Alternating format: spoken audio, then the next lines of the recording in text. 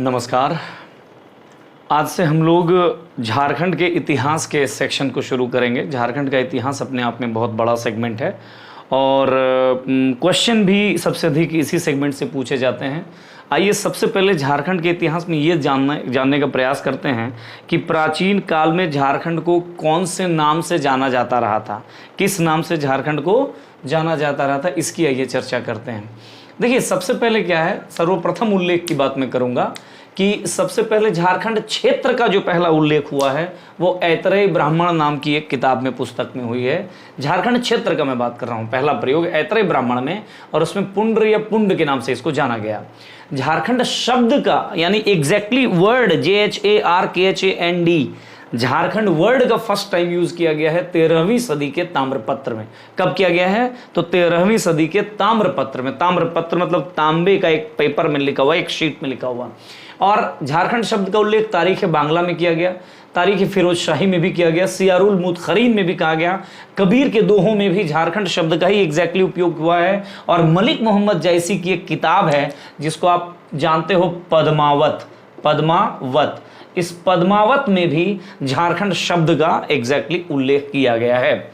इसके बाद आते हैं पुराणों में। 3 पुराण हैं जिस पर झारखंड क्षेत्र के बारे में उल्लेख किया गया, शब्द नहीं।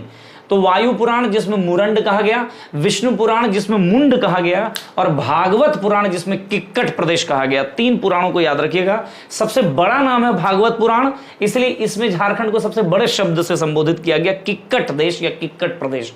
प्रयाग प्रशस्ति कहने के, देखिए प्रयाग का मतलब प्रयाग, इलाहाबाद में एक प्रशस्ति पत्र लिखवाया गया, लगाया गया। उस प्रशस्ति पत्र मतलब राजा के महिमा में लिखी हुई चीजें।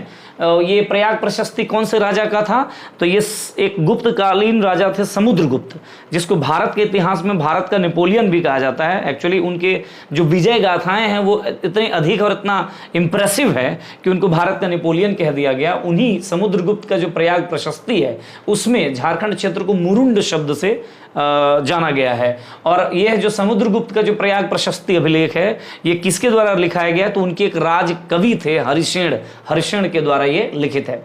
इसके अलावा महाभारत की बात करें, जो भारत के दो महाकाव्यों में से एक, रामायण और महाभारत में से एक।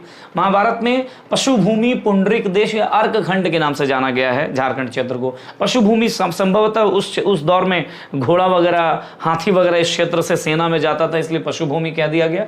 पुंडरिक देश, पुंडरिक नाग नाम के एक व्यक्तित्व हुए हैं, मैं बताऊंगा आपको नागवंशी शासन में।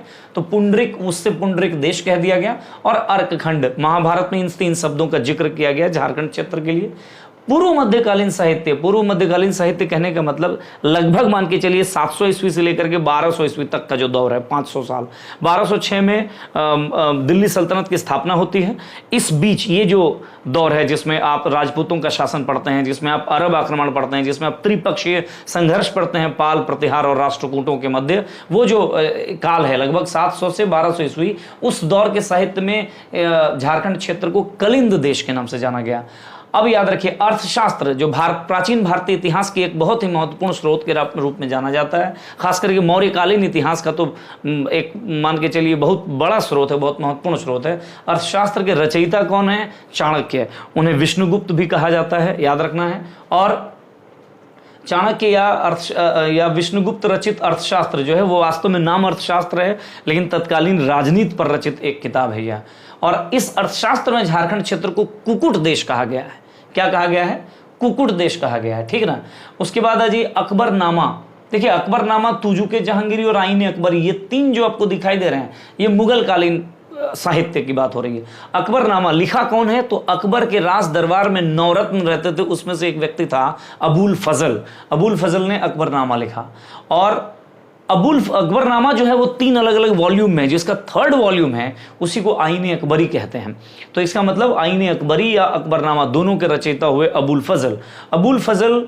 अकबरनामा में इस क्षेत्र को कोकरा कहा गया, जबकि आईने अकबरी में लेखक सेम है किंतु खंकारा कहा गया, याद रखना है। और तुजुके जहांगीरी जो जहांगीर की आत्मकथा है, क्या है? जहांगीर की आत्मकथा है, उसमें खोखरा कहा गया है। जहांगीर ने स्वयं लिखा है अपनी आत्मकथा को। ईस्ट इंडिया कंपनी के शासनकाल में इसको छोटा नागपुर कहा गया। एक्चुअली पहले के दौर में इसको चूटिया नागखंड कहा जाता था और चूटिया नागखंड बाद में अपभ्रंश होकर के यानी शब्द का रूप बिगड़ करके छोटा नागपुर हो गया।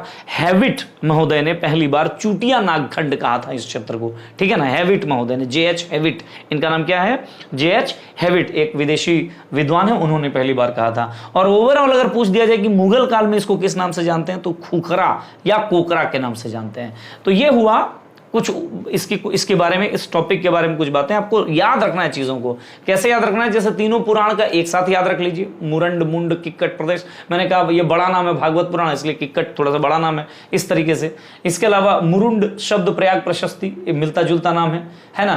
कलिंद देश थोड़ा सा अलग नाम है पूर्व मध्यकालीन साहित्य में। तो इस तरीके से चीजों को आपको याद देखिएगा। अब जब आप मुगल काल में जाएंगे, खुखरा, कोकरा, कोकरा, खोखरा, खंकारा, मतलब एक ही टाइप का मिलता जुलता नाम है, ये याद रखना है, ठीक है ना। ईस्ट इंडिया कंपनी में अलग है छोटा नागपुर, ये इस तरीके से याद रख लेना है। अब ये यहाँ पे एक जो लिस्ट है उसमें विदेशियों द्वारा कौन कौन से नाम से जाना गया है झारखंड क्षेत्र को। जैसे टॉलमी ने अपनी पुस्तक में इस क्षेत्र को मुंडल कहा है। क्या कहा है, मुंडल कहा है। फाहियान और वेनसांग, दो चीनी यात्री भारत आए। फाहियान आते हैं भारत में गुप्त काल में यानी चंद्रगुप्त द्वितीय के शासन काल में, जबकि वेनसांग आते हैं भारत में हर्षवर्धन के शासनकाल में। ये प्रश्न भी पूछा गया है। तो फाहियान कुक्कुट लाड, फाहियान ने इस क्षेत्र को क्या कहा, कुक्कुट लाड, जबकि वेनसांग ने इस क्षेत्र को की लो ना सु फालना कहा। और इसलिए हम लोग याद रखने के लिए क्या बोलते हैं, वेनसांग फालना है, वेनसांग के को फालना यानी किलो ना सु फालना इन्होंने कहा। इन्हीं वेनसांग ने राजमहल क्षेत्र के लिए की चिंग काई लॉ शब्द का जिक्र किया गया। अच्छा, कीलो ना सुफालना या कर्ण स्वर्ण, ये भी ऑप्शन कई बार आता है, क्वेश्चन पूछा गया है। राजमहल के लिए की चिंग काई लॉ। संथाल परगना को नरीखंड कांकजूल बाद में कहा गया। रांची को अलग अलग नाम से जाना गया, जैसे चूटिया नागपुर कहा गया, जैसे विल्किंसन कहा गया, किशुनपुर कहा गया, विल्किंसन के नाम पे है ना। तो इस तरीके से रांची के भी अलग अलग नाम से जाना गया, अलग अलग क्षेत्र में, अलग अलग टाइमिंग में। यही संथाल परगना है। यहाँ पर एक राजमहल की पहाड़ी है। राजमहल पहाड़ी की जो तलहटी वाला क्षेत्र है, तलहटी मतलब गिरिपथ, मतलब उसका जो नीचे वाला इलाका जहाँ से जो मैदान से सटा हुआ रहता है, तराई प्रदेश से सटा हुआ होता है वो वाला इलाका, उस क्षेत्र को अंग्रेजों ने, याद रखिएगा किन्होंने, अंग्रेजों ने संथाल परगना के ये जो क्या बोले राजमहल पहाड़ी की जो तलहटी वाला क्षेत्र है उसको क्या घोषित किया गया था, तो संथालों के लिए एक्चुअली उसको सुरक्षित कर दिया गया था, रिजर्व कर दिया गया था। और किस नाम से उसको जानते हैं, मैं मिस कर रहा हूं, इस क्षेत्र को दामिनी कोह घोषित किया गया। वास्तव में क्या है कि दामिनी कोह घोषित होने से पहले इस क्षेत्र में मूल रूप से पहाड़िया जनजाति रहते थे। और पहाड़िया जनजाति एक प्रकार की घुमंतू प्रकार की जनजाति हुआ करती थी।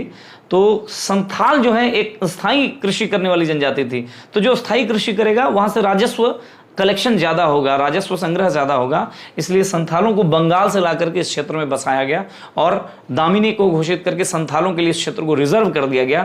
इससे एक तो राजस्व संग्रह बढ़ा और दूसरा कि इस क्षेत्र में पहाड़िया और संथाल, पहाड़िया वर्सेस संथाल की एक फीलिंग क्रिएट करा दी गई, यानी फूट डालो और राज करो की नीति की भी एक बेहतरीन कोशिश की गई थी। तो ये हुआ झारखंड का प्राचीन नाम। आपको अच्छे से चीज़ों को एक बार याद कर लेना। मैं हमेशा आपसे कहता हूं आप नोट डाउन जरूर करिए, चीज़ों को नोट्स जरूर बनाइए और क्रम से सारे वीडियोस को जरूर देखिए। अगली बात, अगर आपको वीडियो पसंद आया हो, अगर आपको लग रहा है मेरा जो मेहनत है वो आपको काम आ रहा है, प्लीज़ इस चैनल को प्रमोट करिए, शेयर करिए। आपके कुछ सुझाव हों, बहुत बहुत उसका स्वागत। अगर कोई विशेष टॉपिक आपको लगता है JSSC, JPSC या किसी भी परीक्षा से संबंधित, जिस टॉपिक पर अप्रोप्रिएट मटेरियल आपको नहीं मिल रहा है, सही सामग्री आपको नहीं मिल रही है बाजार में, और आपको लगता है कि उस पर क्लास आपको एक चाहिए, तो आप कमेंट बॉक्स में कमेंट कर सकते हैं। आपका बहुत बहुत स्वागत, धन्यवाद।